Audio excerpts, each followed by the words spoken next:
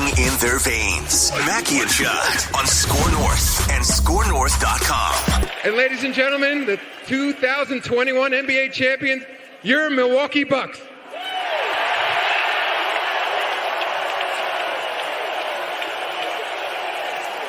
It is yours for the taking.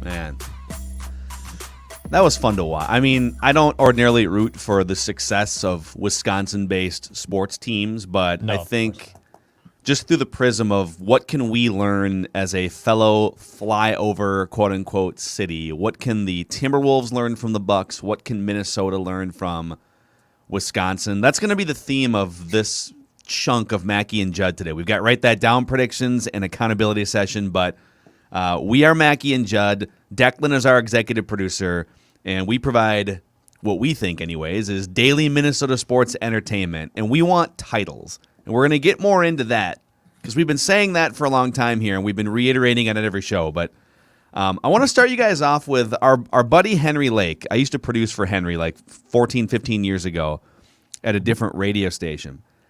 And he tweeted something out that I want your guys' reaction to late last night. Giannis was able to do in Milwaukee what Kevin Garnett wasn't able to do in Minnesota. Real talk, no shade. I love H. Lake.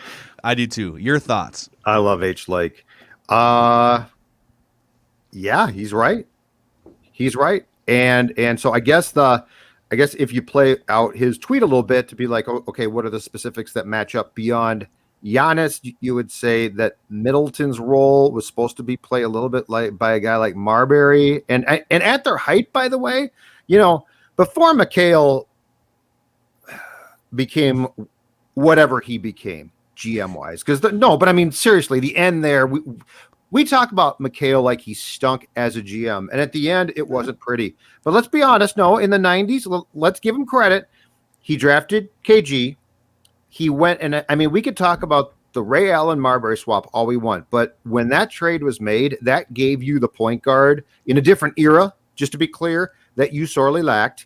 He made the Gugliotta trade, which was Danielle Marshall, who I think was like the second overall pick in his draft. It's like fifth or something, yeah. Yeah, but I mean, McHale quickly said, "Oh, whoops, this ain't gonna work. He's not what we thought, right?" So we flipped him in the Gugliotta trade, which at that time, Googly Oogly was a really good player. So you had a threesome there, and it didn't work, but you had a threesome that certainly felt like it had the potential to work. But I mean, I think H. Lake's tweet is right on.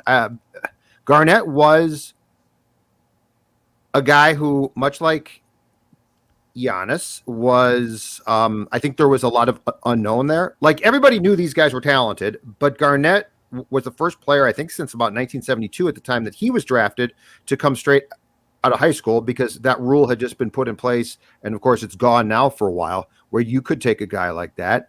Giannis, again, I mean, if we have to go back to this, Giannis was taken one pick after Utah for the Minnesota Timberwolves, selected Shabazz. So there was definitely questions about him. And I think H. Lake is right on. I think that, that was Garnett was supposed to get you that championship, and he was going to be the dominant guy to lead the way.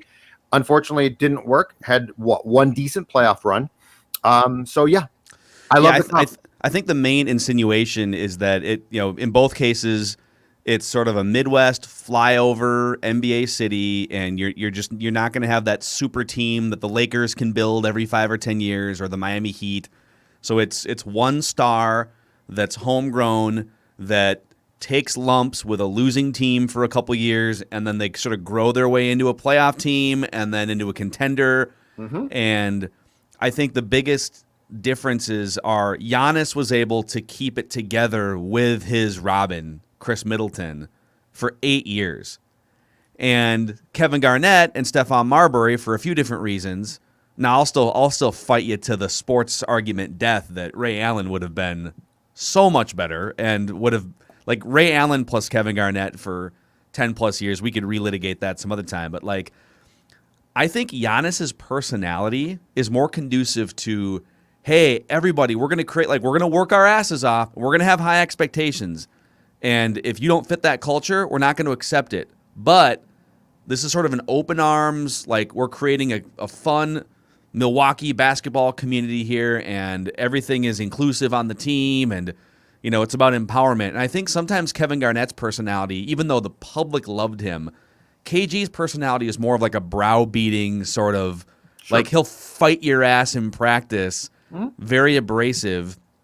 And I think that's part of the reason why there tended to be some turnover, right? Like, you know, he wasn't able to sort of make it work with, like, Marbury's ego starts to pop up, and, like, some of that might have happened regardless. Steph got jealous. But I also don't think, like, if you would have put Giannis back on that team, I think Giannis would have had a better chance to keep it all together with his personality than KG. Right. They just have polar opposite personalities. I do think KG, once he finally got the sort of the Sam Cassell and Latrell Sprewell three-headed monster, that wasn't a super team because those guys were both sort of on the back end of their primes. But I think if Sam Cassell doesn't hurt his hip, I think the Timberwolves beat the Lakers. Instead of losing in 6, I think they win in 6 or 7. Mm-hmm. And I think they beat that Pistons team. That was a tough Pistons team. But that Lakers team was just, like, full of jealousy, envy, ego, and was ready to implode in the finals. I think this narrative's different if Cassell doesn't hurt his hip, but that's the way things work in the NBA. Full disclosure, though, if I sat down sight unseen with Giannis and KG as they neared their, like, if I was going to draft one, okay, and I don't know a thing about them, I've just been told that they're good basketball players. I would, full disclosure, probably take KG because I love how he's wired. Like, yeah, Giannis is a great guy. He's turned out to be a great guy. And I mean, don't know if I can say that anymore after last night, man. What? KG can't do what Giannis did last night. No. But I'm saying sight unseen. So, like, I haven't seen that game. I don't know. Okay. I'm saying if you just put them in front of me and say, Judd, you need to draft one of these two. Talk to them and see what you think. The KG competitive fire, I would have absolutely loved. And yes, he could be a first-class a-hole, but that also made him good. And I wouldn't have thought that Giannis could get to the point that he did last night. That's what impressed me so much. Like, there's a weird gear there because personality-wise, it doesn't make sense. Like, KG having the game that Giannis had last night would have surprised me less because that's just KG. He's wired like that.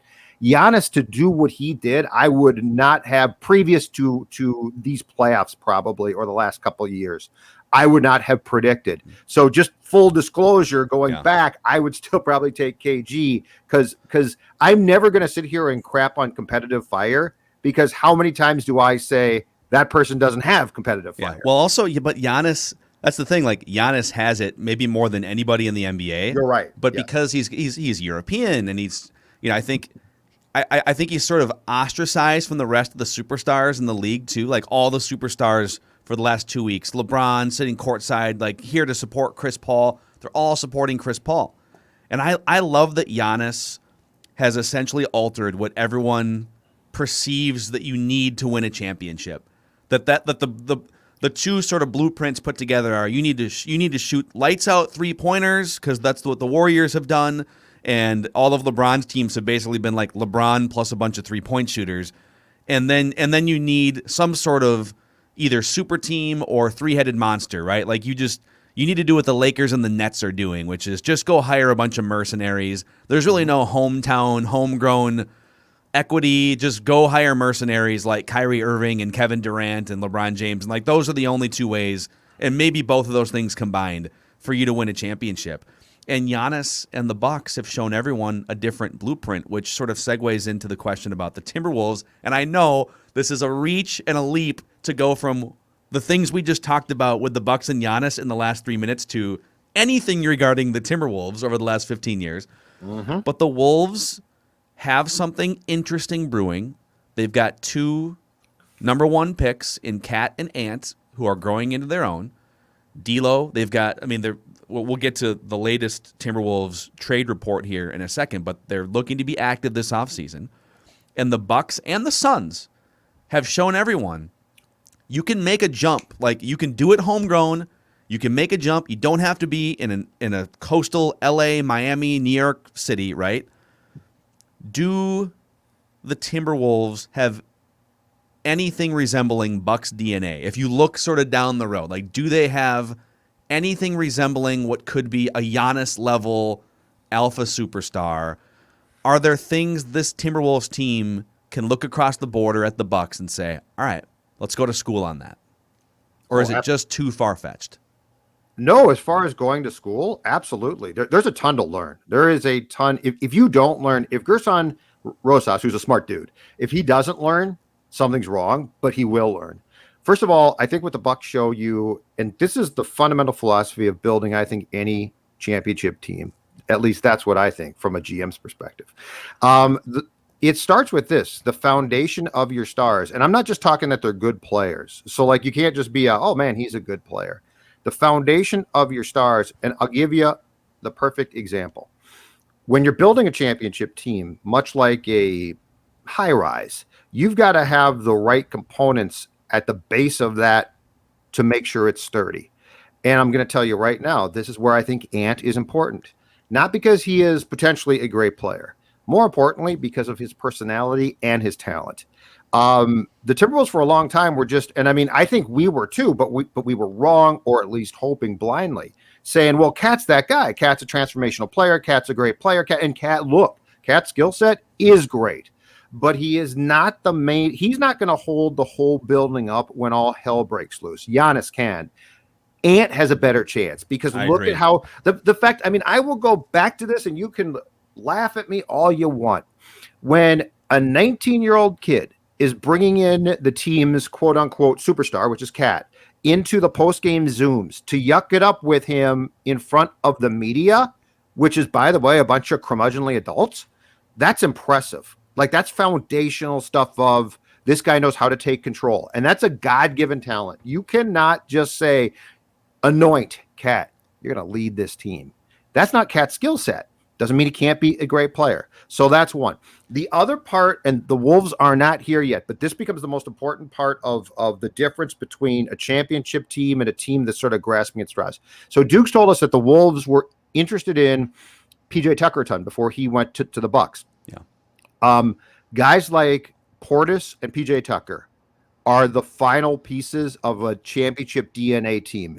So they don't get inserted right now. Like, it's not like, hey, let's just throw them on the team and then expect too much. That's the problem is we always expect guys who play really good supporting roles. Well, if he goes to my team, he's going to play an instrumental role. That's not his role. So as far as learning, absolutely. Like, there is a blueprint here, and it's been there, but there is a blueprint here that you can go to school on.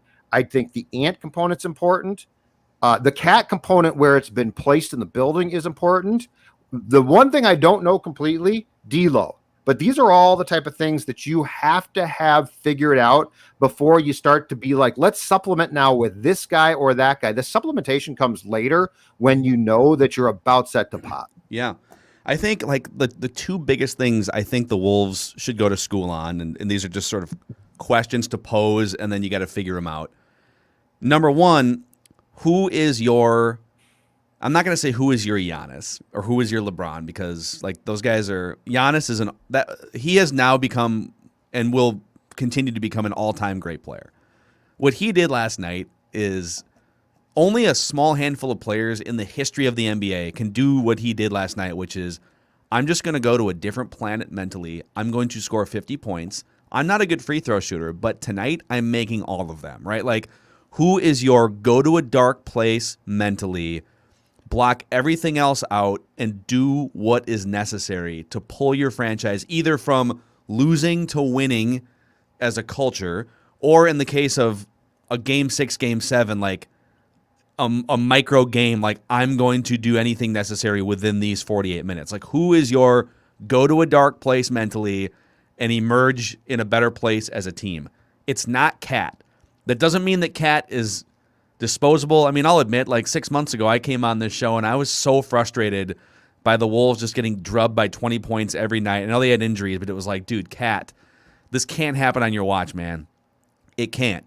But now that Ant has emerged into sort of the personality and the scorer and the player that we saw in the last 2 months, I think Ant has the best chance to what you just said, Judd, to be that guy. Like, all right, Wolves, Who's taken you from a 20-win team to a 50-win team?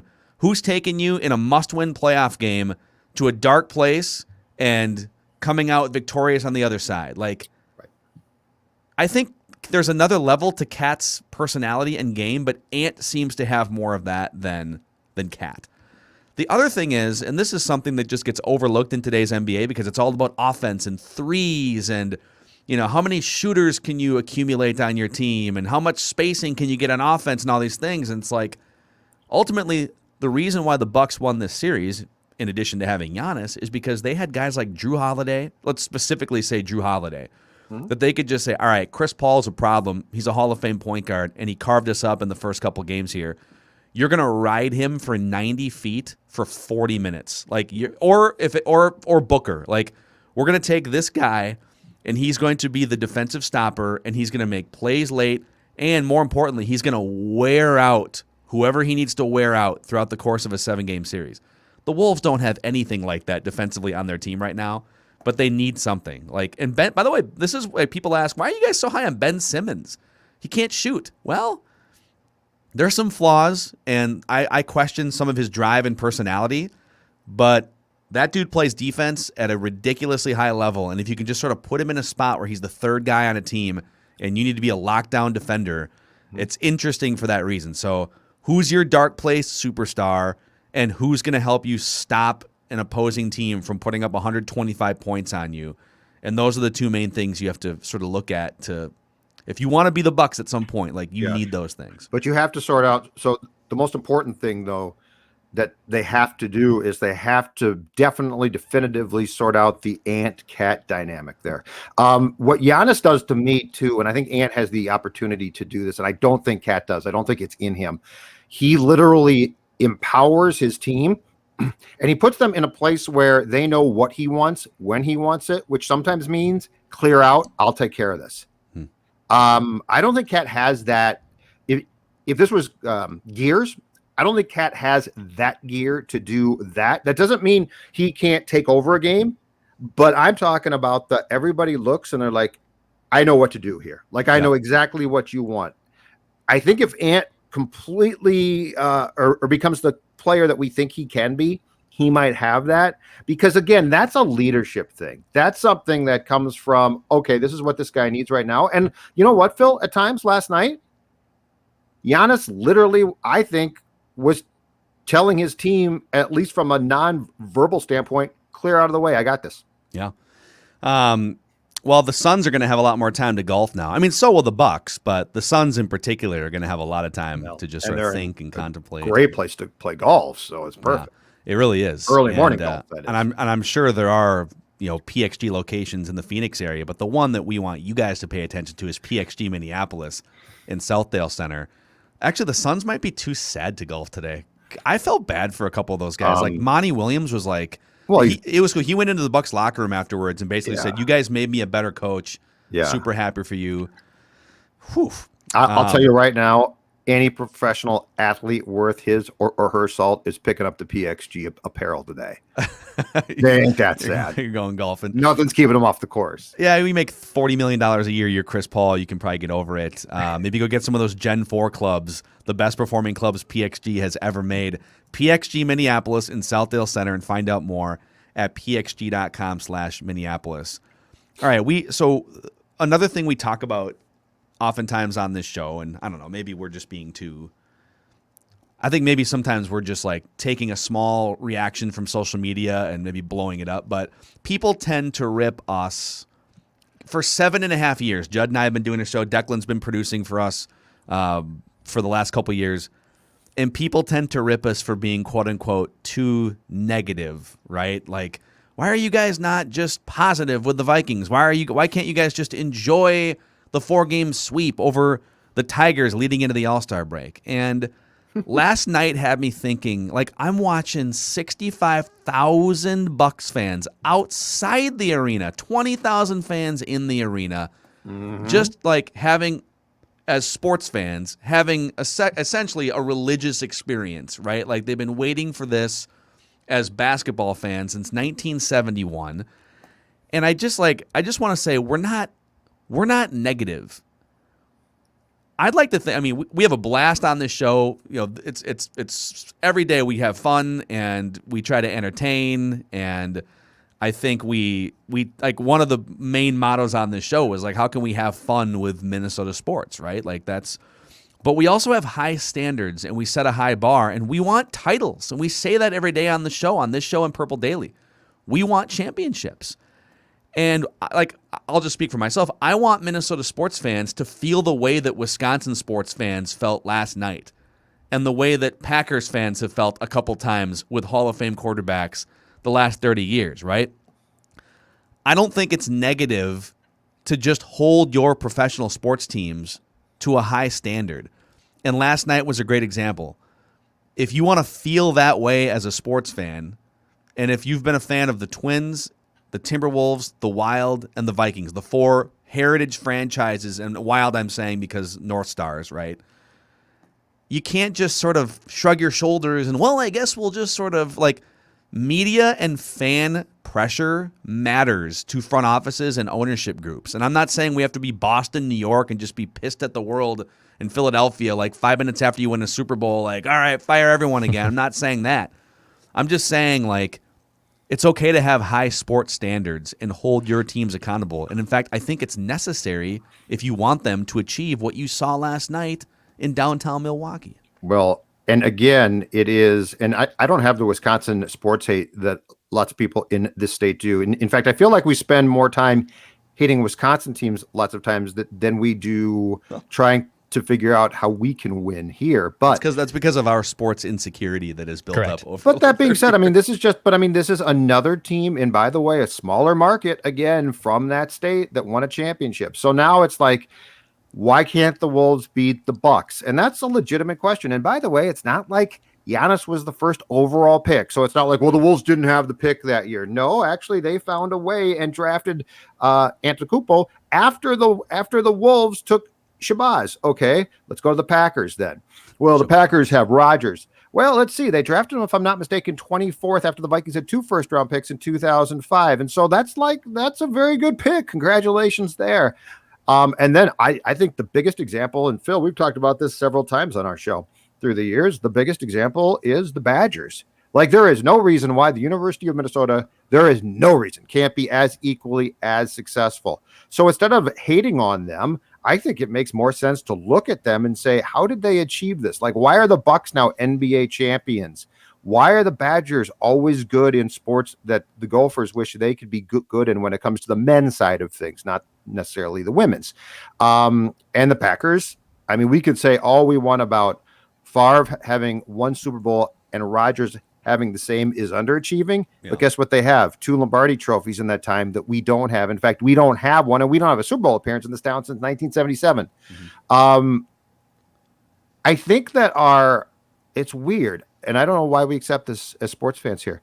I think that our hate is misplaced because we hate on their success instead of looking at that and saying, how can we get there? Why aren't we there? I mean, the Milwaukee Brewers are in first place right now. Milwaukee's going through a great stretch. It is a smaller market, probably substantially, than our market. Better front office than the Twins have right we've got a hockey team. They don't. Last time I checked, we coined it in the year 2000, the state of hockey.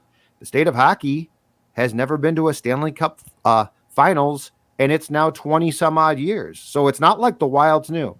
So yeah, I don't think there's anything wrong. And you know what? If teams listen, good. If they don't, I don't care. I'm going to sit here and, if not demand, then talk about lack of success. And by the way, when our teams are successful, we celebrate it. Flat out. We'd love to fire Ode to Joy up more often on this show, but got to give us a reason to, man. And flat out, the reality is this. It's better for everybody. The teams, the fan base, and us here at Score North and the media landscape all over the Twin Cities if these teams are good, because what happens? People get excited about it. Our guy Rami right now, he's been on the air for like 36 straight hours doing Buck stuff. Yeah. How jealous am I? Dude. But do I hate him for that? Absolutely not. Do I want that? Yes. How do we get there? You know, and I mean, you guys sort of joke, but I'm 51. There's a very real chance Now, I've seen 2 championships, and by the way, that makes me want them more. I mean, I saw 2 Game 7s within, 5 years? That's phenomenal. You should have seen the people outside the Dome in 87 and 91. The happiness, the celebrate. I mean, you are atop the sports world in that sport. And so having seen that, I am now to the point where I am fearful I'm going to drop dead someday without seeing another championship. I can't tell you what that feels. It's 91 is so long ago now that my experience with especially that Game 7, which is, an unbelievable sporting event, it's like a dream now. It's like a dream. It's like a perfect dream. I want that back. I don't think that is that's not negative to ask for that back. And if it comes close to me being bitter or demanding, I mean, you can characterize my view any way that you want, but I'm tired of sitting here talking about 18-game losing streaks. I'm tired of talking about the Wild's 2 big splash free agent signings being bought out and ultimately didn't work because you didn't even get to a Stanley Cup. I'm tired about talking about vaguely recalling the Vikings' last Super Bowl appearance when I was 6 or 7. I can barely remember it. And since then, it's been Choke City. And the Timberwolves have now been around longer than the North Stars were. And by the time the North Stars left, at least they had made 2 appearances in the finals. So if you're not tired of it, that's your prerogative. But as long as I'm being paid to work here, I'm going to be tired about it and articulate that. And however you want to paint me, that's up to you. But I want to see more titles before I die. Amen. Declan's the youngest of us all. He was not even. I was 6 in 1991. And by the way, I know people are going to yell, "Well, you guys are ignoring the links." I have a thought on that in a second. But Declan, the floor is yours. Yeah, I've seen every team be on the cusp of a conference. I've seen every team in the conference final in my lifetime. In fact, I think we had a run where it was 4 years in a row. I saw the Vikings in the NFC Championship game in 01. Saw the Wild in the conference finals in 03. Wolves 04. We were right there. And ever since then, Twins 02. Twins 02 as well, yeah. So and that was my formal, that's 9, 10, 11, 12 years old. You're kind of blinders on, you're understanding sports. But I didn't, now that I'm 28, almost 30 years old, I haven't seen a baseball team win a playoff game in 19 tries. 19 tries. I told someone last night, I said, when baseball playoffs are on, I go into a completely different zone. Actually, Phil got to see that firsthand in the studio last year watching the Astros. I don't think he'll ever watch another playoff game with me ever again if we live in the same state. I get into a hyper focus that I want to watch this because I haven't gotten to see this. I grew up a sports fan with my dad. My most memorable moments with my dad watching sports, the 2 that come to mind the most are just John Gordon in the garage, having that on, listening to Twins radio broadcasts, and then the Gopher women's basketball team with Waylon and McCarville's run to the Final Four. Those were the most formidable, awesome moments, dad and son, just us watching sports. And I haven't even been able to come to that peak. And by the way, those moments with those Twins who never won a playoff game since, and even though that run with the Gopher women's basketball team was so much fun, still came up short. So I still haven't even figured out what it's like to see my team in a championship. And in 2019, when the Twins are kicking ass and it's the Bomba Squad and people are telling me just enjoy this after being a dormant for the last 8 years, and 2 years later, the bus is completely off the tracks, and now you're coming at us saying that, why didn't you just enjoy it while it lasts? Or the Wild are here in a Game 7. That was so much fun. Parise scores a goal after being scratched. I don't give a bleep. I want to see these teams move on to the next level. And if Milwaukee can do this, so can we. This isn't New York. This isn't LA. It wasn't Chicago that won the NBA Finals. It was the Milwaukee bleeping Bucks. The Wolves can do this. The Wild can do this. The Twins. And maybe even the Vikings can do this too. So I just want to see that once. Please. I don't know if I'm going to cry of happiness or sad right now. No, man. I'm this worked up. This is a time of reflection. Today is a time of reflection. I mean, it is. It's like when the Lakers win the championship, it's like, it's about right. Right. When the Bucks win the championship, or if the Brewers win the World Series, it's a time for reflection, and it's a time to look at in your own front and backyard. And I want to acknowledge, because I know that there are other professional sports teams in town Minnesota United is still so new. Like, they're only 5 years old in MLS, and so, like, yes, they're building a great, loyal, passionate base of fans, but they don't have the 50, 60-year history of being in a top. I mean, the MLS is only 25 years old or whatever. So last night, the Lynx, because the Lynx are the ones that get disrespected a lot. Like, the Lynx had a dynasty, and they won 4 championships over like 7 or 8 years or whatever it was. But sometimes the Lynx need to pump the brakes a little bit. Like, the Lynx, I don't know if you guys saw this last night. I saw their tweet, yeah. They took a screenshot. I actually think our guy Bubba from 10K Takes was the first one. Like, I think this graphic's from like 3 years ago, because I believe it was posted after Toronto won the championship in the NBA. And so most consecutive seasons completed since the last championship appearance across MLB, NBA, NFL, NHL cities. So cities with all 4. And or cities with some combination. And if you combine all of the years since those 4 leagues have been to a championship game, Minneapolis-St. Paul has a 30-year lead, like, when you add them all up. 103 combined years. Toronto was at 73, Milwaukee was at 73 then, and so and they're including, I would assume, Packers, and I would assume Brewers, and so they, I don't know, do the math, they got it up into the 80s. Right. But the Lynx took that graphic and said, I guess 4 rings isn't enough for SportsCenter. Eye roll, and got the internet all raged up last night. And all I want to say is, like, yes, the WNBA gets disrespected, and yes, the Lynx don't always get the credit that they deserve. But there's a lot of people that have been fans of the Vikings, the North Star / Wild, the Twins, like the Judd Zulgads. The Timberwolves go back to the 1980s. There's people that have been fans, diehard fans of these men's teams for generations. Like, since the 60s, right? It's been ingrained in your DNA from grandfather and mother down to father, son, daughter, like, for generations. And so I don't like sort of taking away from the way that Vikings and, like, to me, it's not cool to say, oh, Vikings fan, you need to stop complaining about your misery. The Lynx won 4 championships. Like, well, and we appreciate that. Like, we can appreciate that and also feel misery as Vikings and Wolves and Wild / North Stars and Twins fans. And it's always a zero-sum game. I don't like that type of tweet. Like, it's like the graphic specified these 4 leagues. That's what those are the right. big. Those are like the longest Correct. running, biggest leagues in America. Correct. They're not trying to slight you.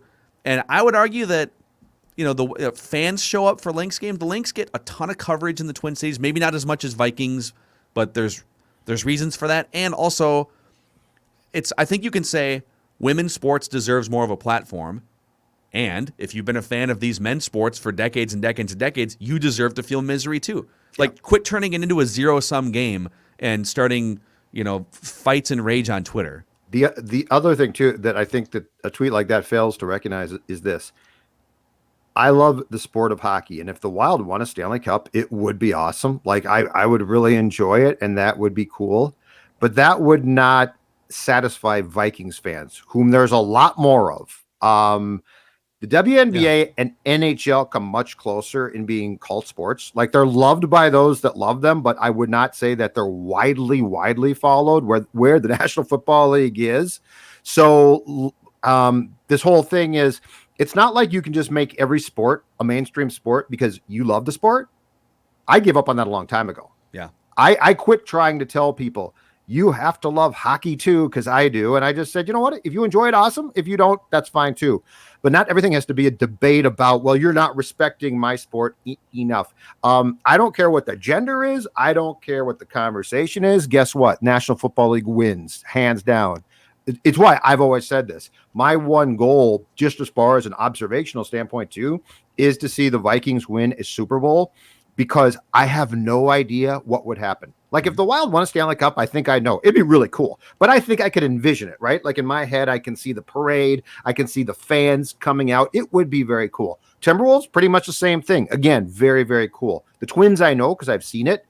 I can't tell you right now what would happen if the Vikings won a Super Bowl. So not every slight has to do with a sexist agenda. Not everything does. The Vikings, I'm going to tell this to the Lynx, to the Wild, to everybody. Don't care what your gender is. The Vikings are a bigger deal than your team. Yeah, it's true. And that includes the Twins.